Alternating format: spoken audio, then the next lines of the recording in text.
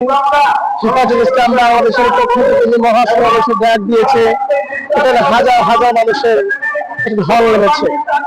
তাদের সবার একটাই চাওয়া, একটাই দাবি, বাংলাদেশের মধ্যে কোনোরকম কোরআন বিরোধী আইন পাশ করা না হয়।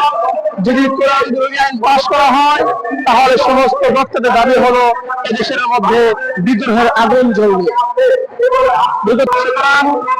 উপদেষ্টাকে সবাই হুঁশিয়ার করে বলতে, যদি তিনি কোরআন এবং সুন্নাহ বিরোধী কোন আইন এদেশে পাশ করে, তাহলে 3 দিন লাগবে না, একদিনের মধ্যে তাকে ক্ষমতাচ্যুত করে এদেশের মধ্যে কোরআন সুন্নাহ প্রতিষ্ঠা করার চেষ্টা করা হবে।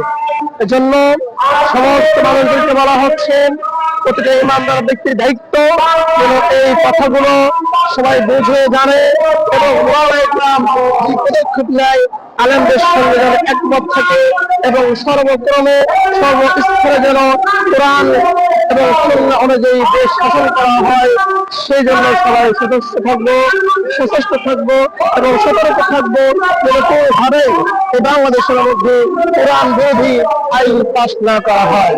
এবং নারী সংস্কার যে কমিশন গঠিত হয়েছে, সমস্ত আলেমদের দাবি হলো এই গঠিত বাতিল করা দূরের কথা, এই সংগঠনই আমরা মানি না, এই কমিটি আমরা মানি না।